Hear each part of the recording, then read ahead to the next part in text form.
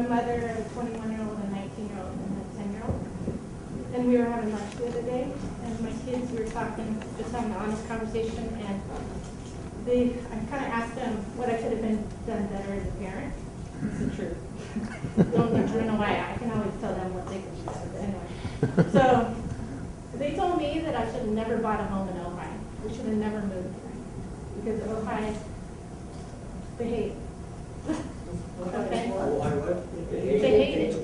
They all hated that. And I'm just, no, they're 21 and 19 now. I'm talking about. Shouldn't be here. What did you just say to me? I think for 19 to 30 years old, this is an awfully boring place to be. Well, this was a retrospective question because I have a 10-year-old that's going to grow up here. And you're very rich. For 10-year-olds, they love it. And so my question to you is, we've talked about a lot of things at city council meetings, things we've been working on for over 2 years, like the skate park. And it's my goal, and to all the kids, to build things, you know, between that time when you get out of school and you're riding your bike around, something to do. That's not an organized sport. I just want to know what you guys see for the future of the kids of Ojai, not gang violence and all the other drugs and stuff going on. It's my turn. Tough question.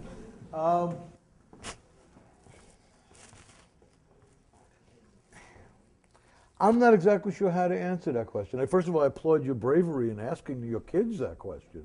By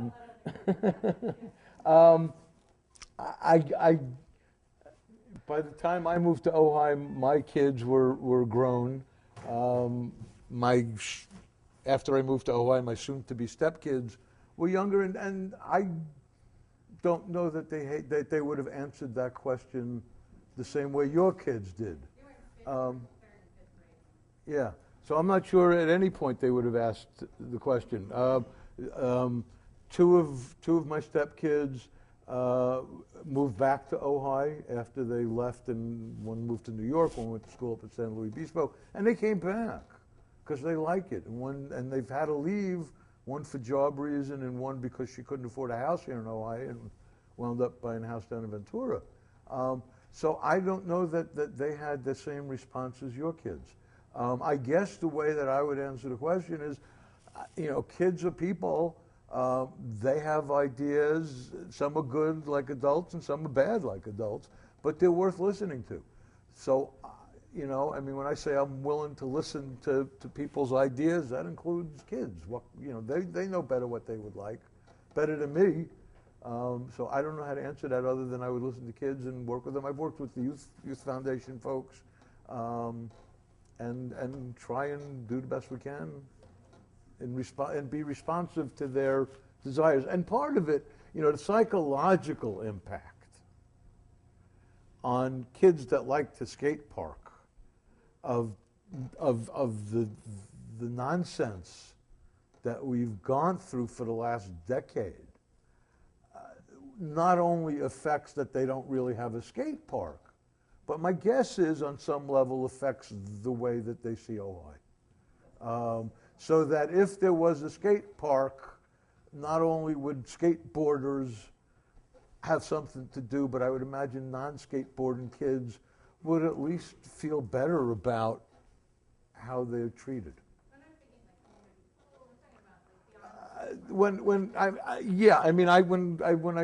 Every time I run, my response is, you know, Ojai is an amazing place. If we can raise the money to fix the bowl, if we can raise the money to build the skate park, if we can raise the money to keep the libraries open, if we can raise the money to support the Land Conservancy to protect the open spaces, we certainly need to look into having a community pool. Any place where it never snows is great, but any place where it never snows and where the temperatures regularly are above 85 needs to at least look at the possibility of having a community swimming pool.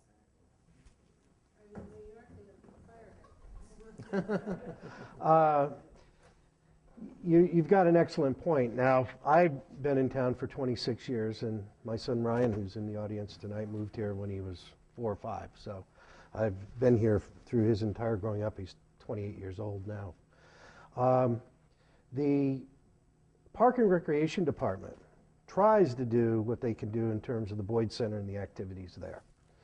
And anybody that has ideas or wants to implement new programs has a perfect vehicle to meet at their meetings and discuss things that they think should be done for the youth of Ojai. But it goes back to one of the things that's in the forefront of my campaign are these empty buildings along Ojai Avenue that I consider to be a plight. The gas station that's across from Star next to the Oaks, the empty bowling alley is what brings to mind. And why we can't get something involving kids to an environmental business that we can handpick, that we can romance to come to Ojai, that's going to be an Ojai-friendly business, to have to do with kids, because I can tell you, when Ryan was growing up, he spent a lot of time on the bowling alley and at the golf course. And there were leagues and there was everything else. As far as the community pool, that's something that I think through Park and Recreations, it could be a proposal that could come back up through to the City Council through Park and Recreations, if that's something that we felt was going to be important to Ojai.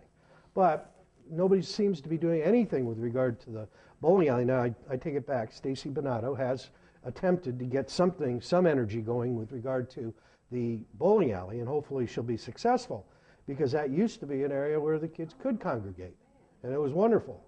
But if she can't do it, maybe somebody else can. I mean, those are the kinds of things that we have to be thinking about when it comes to the activities for the kids in Ojai.